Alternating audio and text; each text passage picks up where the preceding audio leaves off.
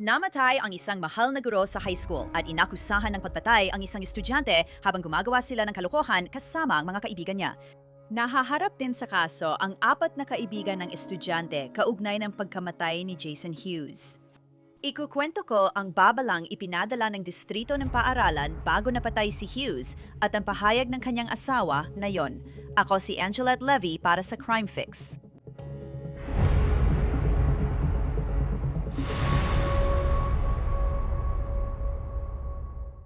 Nakakatakot talagang maging online, lalo na kapag nag-search ka ng tungkol sa sarili mo at makita kung ano ang kumakalat sa internet.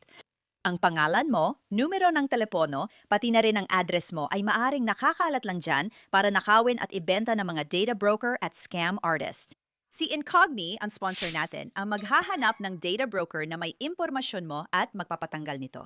Nalaman ng Incogni na mahigit 50 data broker ang may info ko at natanggal nila ito sa ilang araw. Madaling magsarap, ilang minuto lang. Mag-register lang, payagan ng Incogni kumatawan at sila na ang gagawa ng lahat. Sa bagong unlimited plans na may custom removals, pwede kang mag-submit ng link kung saan lumalabas ang data mo at may privacy experts na magtatanggal nito para sa'yo. Kung mahalaga sa'yo ang online safety at dapat naman talaga bawiin ang data mo gamit ang Incogni. Gamitin ang code na CrimeFix para sa 60% off sa annual plan. Mahal si Jason Hughes ng kanyang asawang si Laura, ng mga anak niya at ng mga estudyante sa North Hall High School kung saan siya guro sa matematika at coach. Noong Biyernes, Marso 6, natapos ni Hughes ang trabaho tulad ng karamihan sa atin at malamang excited na siya para sa weekend. Sa kasama ang palad, hindi na umabot si Jason Hughes para makita ang Sabado. Isang 18 anyos na senior high school student ang kinasuhan ng first-degree vehicular homicide at reckless driving matapos mabangga at mapatay si Jason Hughes. Sabi ng mga deputy, napatay si Hughes habang sina Jaden Wallace at mga kaibigan niya ay gumagawa ng kalokohan sa bahay ni Hughes. Pumanaw na si Jason Hughes, asawa at ama ng 2 batang lalaki. Ayon sa sheriff, ito ay dahil lang sa kalokohan. Malungkot at mahirap intindihin. Dadalhin tayo ng kwentong ito sa Hall County, Georgia, 1 oras hilagang silangan ng Atlanta. Biyernes ng gabi iyon, mga 11:40 ng gabi. Nakatanggap ng tawag ang mga deputy ng Hall County tungkol sa lalaking nasigasaan ng pickup truck. Si Jason Hughes ang lalaking yon. Dinala siya agad sa ospital pero hindi na naligtas. Sinimulan ng mga deputy at detective ang investigasyon sa pagkamatay ni Jason Hughes at kung paano siya nasagasaan ng pickup truck. Ayon sa press release ng sheriff, pumunta sina Jaden Wallace at 4 na estudyante sa bahay ni Jason Hughes na nakatira kasama ang asawang si Laura, guro rin sa Hall County. Ayon sa sheriff, nilagyan na Jaden Wallace at mga kaibigan niya ng toilet paper ang mga puno sa bahay ni Hughes na karaniwang gawain ng mga bata. Lumabas si Jason Hughes para alamin ang nangyayari at sumakay ang 5 estudyante sa 2 sasakyan para umalis. Doon daw nagsimulang magmaneho palayo si Jaden Wallace gamit ang kanyang pickup truck at nadapa si Jason Hughes sa kalsada at nasagasaan. Ayon sa sheriff, tumigil ang 5 estudyante at tinulungan si Hughes hanggang dumating ang EMT. Inaresto si Jaden Wallace at kinasuhan ng first-degree vehicular homicide at reckless driving, gaya ng nabanggit ko. Kinasuhan din siya ng 2 misdemeanor, trespassing at pagtatapon ng basura sa pribadong ari-arian. Inaresto rin ang 4 na kaibigan ni Wallace at kinasuhan ng parehong misdemeanor na criminal trespassing at pagtatapon ng basura matapos lagyan ng toilet paper ang mga puno sa bahay ng mga Hughes. Ang mga kaibigan na yon ay sina Elijah Owens, Aiden Hux, Anna Luki at Ariana Cruz. Nangyari ito kay Jason Hughes, isang araw matapos magbabala ang distrito ng paaralan sa mga estudyante at magulang ukol sa panganib ng mga kalokohan lalo na sa mga junior at senior.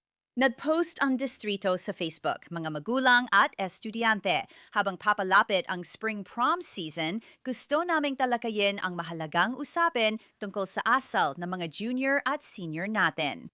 Alam naming ang prom ay para sa kasiyahan at mga alaala, ngunit mahalaga rin ang responsableng asal at paggalang sa iba at kanilang ari-arian.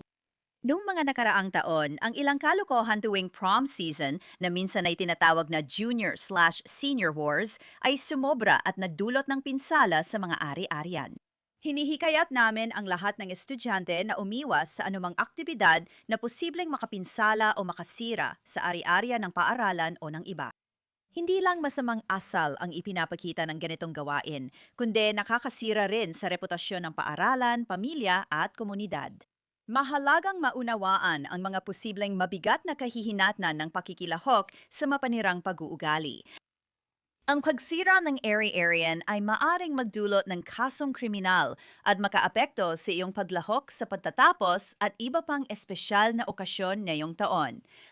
Lubos naming binibigyang diin ang kahalagahan ng paggawa ng responsableng mga desisyon at pag-iisip sa pangmatagalang epekto ng iyong mga kilos. Bilang kinatawan ng paaralan, pamilya, koponan, samahan at Hall County School District, nagtitiwala kaming paninindigan ninyo ang integridad at paggalang. Gawin nating panahon ng selebrasyon, pagkakaibigan at masasayang alaala ang prom season para sa lahat. Maraming salamat sa inyong atensyon sa bagay na ito at magtulungan tayo upang matiyak ang isang ligtas at hindi malilimutang prom season para sa lahat. Matapos mamatay si Jason Hughes, naglabas ng pahayag ang distrito na durog ang aming mga puso. Si Jason Hughes ay isang mapagmahal na asawa, ulirang ama, masigasig na guro, tagapayo at coach na minahal at iginiyalang ng mga estudyante at kasamahan. Marami siyang natulungan sa iba't ibang paraan habang tapat na naglilingkod sa Diyos. Nasa puso at panalangin namin ang kanyang asawa at pamilya. Simula Sabado ng umaga, tumutugon na ang mga crisis team sa paaralan at komunidad at ilan sa kanila ay naka-assign na yon sa North Hall High School. Pinanggunahan ng mga estudyante ang memorial kaninang umaga sa North Hall High School. Umaasa akong magkakaroon pa ng maraming pagkakataon para magluksa at sumuporta sa pamilya Hughes sa mga susunod na araw. Ngayon, maririnig natin mula kay Laura, asawa ni Jason Hughes. Nagdadalamhati siya sa pagkawala ng asawa, ngunit sinusuportahan niya ang 5 estudyante ng North Hall High School at nais niyang ibasura ang mga kaso laban sa kanila.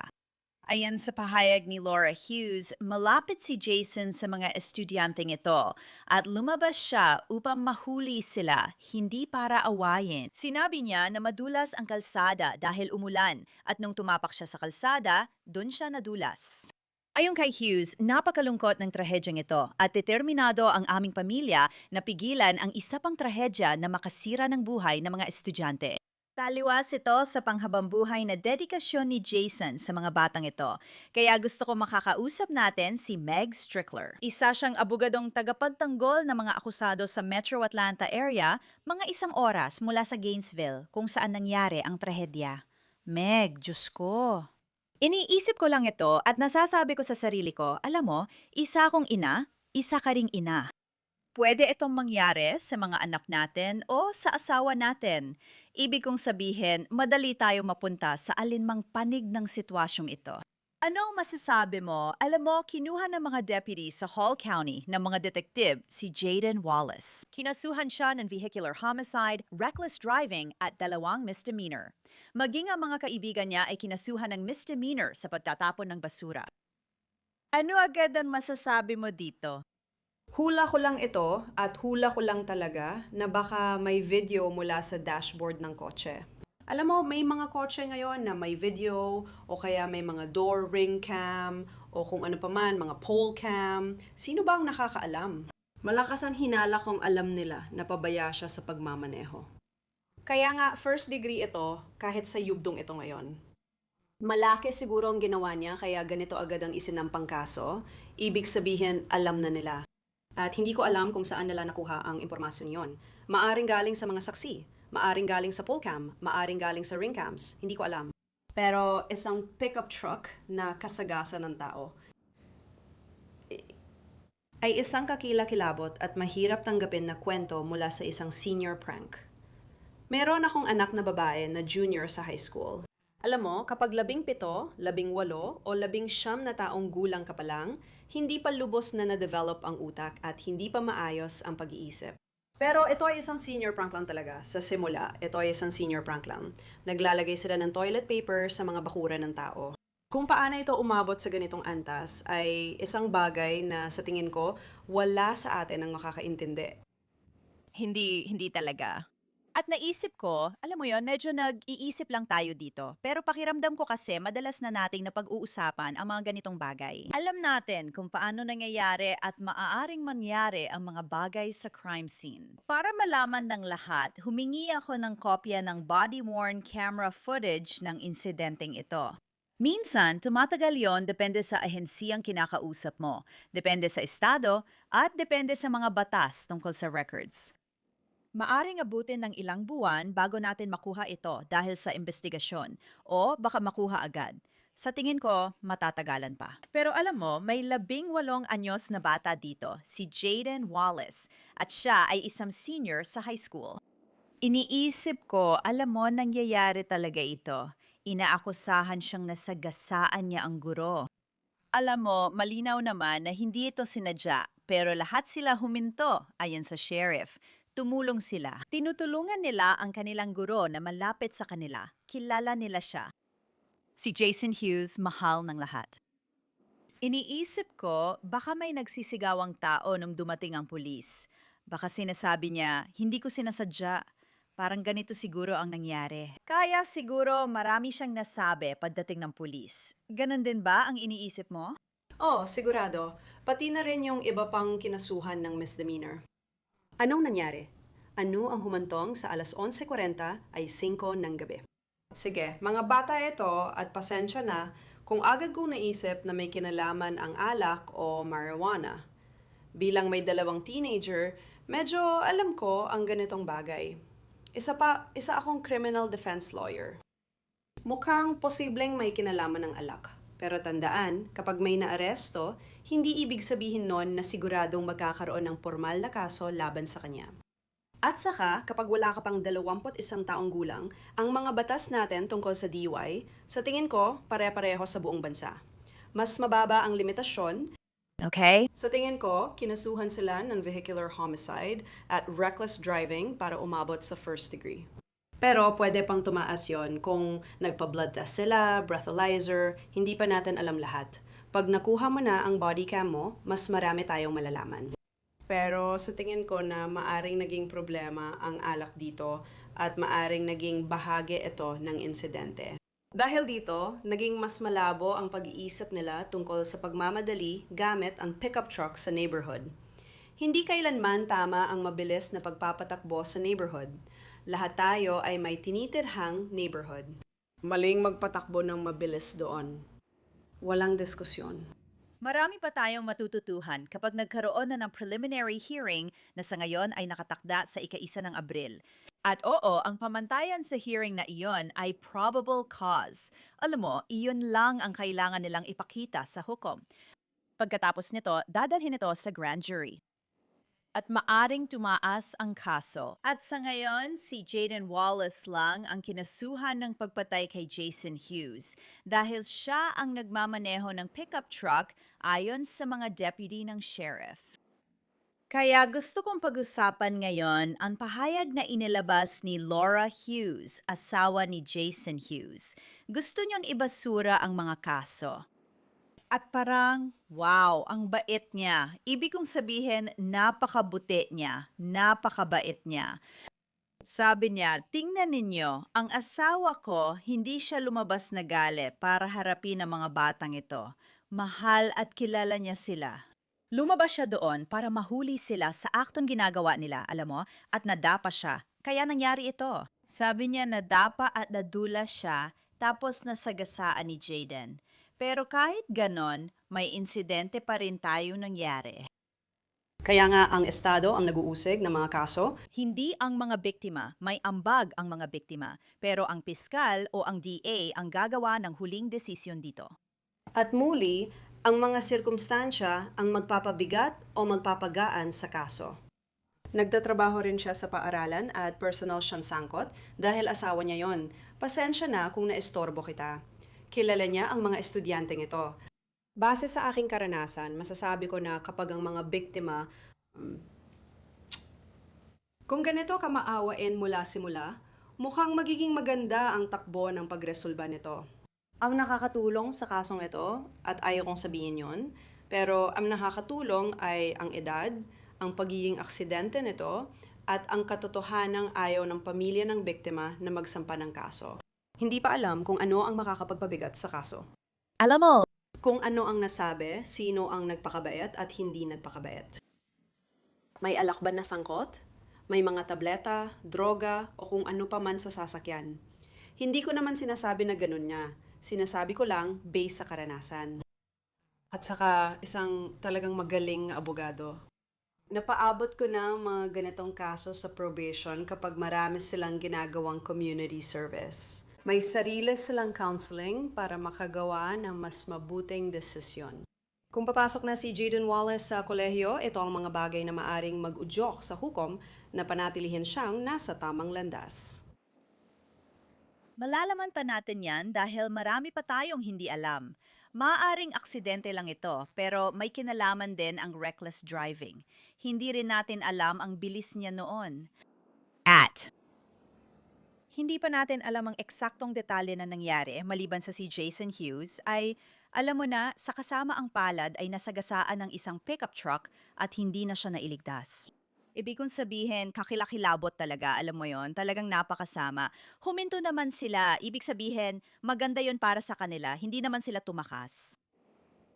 Sigurado akong na-shock sila. Parang, ano nangyari? Alam mo yon, isang saglit nagtatapon ka lang ng toilet paper sa mga puno ng iba, tapos bigla ka nang tumutulong sa guru mo sa susunod na sandali. Kaya ang hindi ko nakikitang maganda para sa mga estudyanteng ito ay yung katotohanang binalaan na sila tungkol dito. Pinagsabihan na silang huwag gawin ito isang araw bago mangyari. Nag-post na ang distrito sa Facebook na nagsasabing, alam nyo, alam naming paparating na ang prom season. Alam naming may junior-senior war, pero mag-ingat kayo. Gusto naming malaman ng mga magulang at estudyante na pwedeng masira ang reputasyon ng estudyante at lumala ang sitwasyon. Ibig kong sabihin, sobrang nakakagulat talaga ito. Nakakagulat para sa akin na ganito ka, parang nakikita ang hinaharap, parang ipinost talaga ito ng paaralan. Parang nagkaroon na sila ng mga issue dati kung saan parang lumala ang mga bagay-bagay. At gusto kong ipakita ang screenshot ng mga patakaran ng Junior-Senior Wars mula sa nakaraang taon. Ito ay mula sa 2025. Doon tinalakay ang mga puntos na pwede mong makuha. Makakakuha ka ng 1 puntos sa paglagay ng toilet paper sa estudyante, 2 puntos kung sa guro o coach, at 3 puntos kung sa administrador. Mababawasan ka ng 3 puntos kung mahuli kang may kasamang taga-ibang paaralan o first or second year. Sa mga patakaran, toilet paper lang ang pwede sa bahay. Bawal sa kotse, mailbox, pagkain, inumin, saran wrap, itlog, pintura, sandata, airsoft gun, splat ball, at pepper spray. Papel o plastic lang ang pwedeng gamitin. Ibig kong sabihin, kumakalat lang ito sa internet. Sinabihan ng paaralan ang mga batang ito at pinaalalahanan din ng mga magulang ang lahat isang araw bago na parang tigilan na natin ito. Kaya napapaisip ako na baka may nangyari nung nakaraang taon na hindi kasing lala nito. Pero sapat na para mag-alala sila at magbigay ng babala. Nawawala sa kontrol ang mga ganitong bagay dahil may grupong kabataang lumalabas. Ibig ko sabihin, bakit ba natin tinatapal ng toilet paper ang mga bahay ng tao? Siguro pwede tayong gumawa ng ibang klaseng laban kung saan pinapakain natin ang mga walang tirahan at namimigay ng libreng, alam mo na, manok sa publiko. Ibig kong sabihin, maghanap tayo ng ibang paraan para makakuha ng puntos. Naiintindihan mo ba ang sinasabi ko? Parang gawing positibong ehemplo ang kwento natin, imbes na ganito. Agad kong naalala yung paglalagay ng toilet paper sa bahay. Lumaki ako sa New Jersey at ginagawa namin yon tuwing mischief night nung mga 10 taong gulang kami. Pero tumigil nung nag-11 na. Pampabata lang talaga yon. Yung mischief night mukhang wala na sa New Jersey o iba pang lugar. Alam ko dati sa Northeast lang meron kasi sa Atlanta wala naman yan. Pero ang punto, kapag bata ka pa, pwede kang maglaro ng mga kalokohan. Sa edad 5 hanggang 10, pwede kayong maglaro at gumawa ng maliliit na bagay. Hindi na tayo nagtatapon ng toilet paper sa bahay ng ibang tao kapag 18 ka na. Hindi ko maintindihan. Sa palagay ko, hindi ito magandang plano. At baka magbago ang mga bagay, hindi lang sa estado, kundi sa buong bansa kapag may mga ganitong kalokohang laro. Hanapin natin ang mas positibong paraan para gawin ito. Naalala ko nung nagtatrabaho ako sa lokal na balita at may mga babala tuwing tagsibol tungkol sa mga Nerf war. At tila nagmamaneho ang mga bata nun. Gumawa ako ng ilang kwento kung saan nagmamaneho ang mga bata. May dalang mga Nerf gun, nagpapaputok at gumagawa ng kung ano-ano. Iniisip ko, gumagawa ba talaga ako ng balita tungkol dito? Ganito na ba talaga ang ginagawa ng mga bata ngayon? Sa tingin ko, noong high school ako, hindi namin ginagawa yon. Karaniwan noon, naglalagay lang sila ng toilet paper sa mga puno at iba pa. Pero sa tingin ko, hindi namin yon ginawa sa mga guro. Parang ginagawa lang namin yon sa ibang estudyante at mga ganong bagay. Pero oo, siguro ito na nga ang ginagawa ng mga tao ngayon. Siguro ganito na ang lipunan natin. At ang paggawa nito, kapag mga 18 ka na, ay medyo sobra na. Kaya hindi ko alam. Siguro meron niyang, gaya ng sabi mo, ibang uri ng laban na pwede nilang pasukin na mas makabuluhan o mas nakakatulong. Dahil malinaw naman na lumalala na ito noong nakaraang taon, kaya naglabas sila ng babala ngayong taon. At ngayon, nagkaroon na talaga kayo ng isang sakuna na pinakamasama sa lahat. At masisiguro kong magkakaroon ng demanda. Maawain ang asawa pero magkakaso pa rin sa insurance para sa nawalang sahod sa hinaharap. Hindi ako civil na abogado pero halos masiguro kong mangyayari rin yan bukod pa sa mga kasong kriminal. At nakasalalay talaga ito sa mga taong ito, sa 4 na batang ito, 4 pasensya na, tinawag ko silang mga bata, sa 4 na 18 anyos na mga adulto. Para magawa ang susunod na hakbang tungo sa tamang direksyon ng buhay at makagawa ng mas mabuting desisyon sa hinaharap. Hirap talaga akong intindihin ito. Kawawa naman ang lalaking ito, ibig kong sabihin, lumabas siya para, gaya ng sabi mo, harapin sila, pigilan sila, o kung ano pa man. Nadulas siya, itong kwento sa ngayon, nadulas siya, nahulog, at namatay. Nahihirapan ako doon. Nahihirapan talaga ako doon. Alam mo, ito rin ang nararamdaman ko. Ibig kong sabihin, si Laura Hughes, napakabuti at maunawain niya at nagbibigay siya ng malaking pangunawa sa mga estudyante ngayon, lalo na kay Jaden Wallace, na siyang humaharap sa pinakamabigat na kaso sa ngayon. Hindi ko alam kung pwedeng mas mabigat pa ang ikaso sa ibang mga bata balang araw o mas maparusahan pa sila dahil nandoon sila at present sila. Hindi ko talaga alam. Kasama sila sa mga unang naging dahilan kung bakit nagsimula ang lahat ng ito. Pero ang ibig kong sabihin, posible ba ito sa hinaharap? Baka naguguluhan lang siya ngayon habang may bagong nalalaman. Posible kayang magbago pa ang nararamdaman niya? Ulit, kapag nakita natin, kasi kung mas bagong modelo ang pickup truck na ito, merong black box sa lahat ng sasakyan na yun, katulad ng meron sa mga eroplano, at ipapakita nito ang bilis. Ngayon, pwede kang kumuha ng eksperto para kontrahin ang orihinal na pagsusuri. Kadalasan, ipapakita nito ang bilis. Gaya ng sabi ko, posibleng may dashcam at ring cam din. Kung makakita ka ng kotse, may mga video na nagpapakitang mabilis itong dumaan. Hindi na kailangan ng teknolohiya dahil kita agad ang bilis nito. Ito ang mga bagay na talaga makakatulong sa ating lahat na maintindihan kung saan talaga ito tumungo. Talaga bang 32 milya kada oras ang takbo niya na mabilis pa rin o 50? Gusto ko talagang malaman kung gaano siya kabilis talaga noon oras na yon. At nasagasaan ba siya dahil nadulas siya?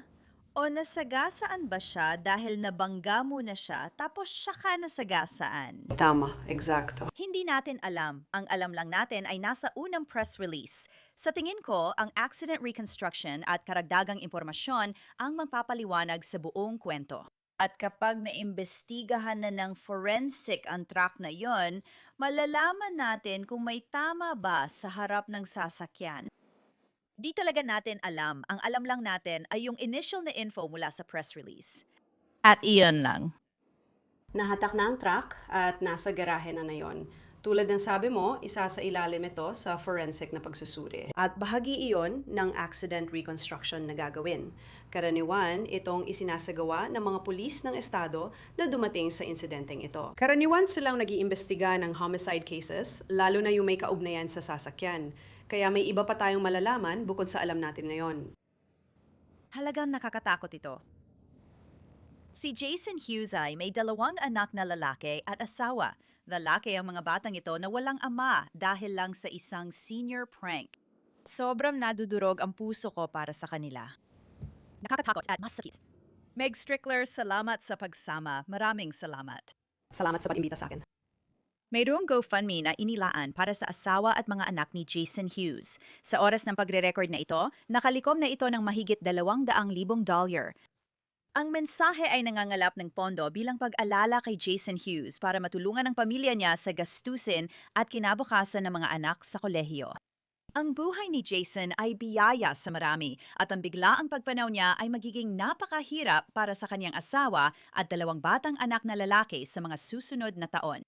Mangyaring gamitin ang pagkakataong ito upang samahan sila sa panahon ng kanilang agarang pangangailangan at sa pagpaplano para sa kinabukasan ng kanyang mga anak. Pinalaya sina Jaden Wallace at mga kaibigan matapos magpiyansa noong Linggo mula sa Hall County Jail. Ang susunod na pagdinig niya sa korte ay sa ika-1 ng Abril. At patuloy naming babantayan ang kasong ito at ipapaalam namin sa inyo ang mga susunod na mangyayari. At iyan ang lahat para sa episode na ito ng Crime Fix. Ako si Angelette Levy. Maraming salamat sa pagsama sa akin. Tandaan, palagi ninyo kaming mapapanood sa YouTube. Maaari rin kayong manood at makinig sa Spotify. Magkikita tayo ulit dito sa susunod.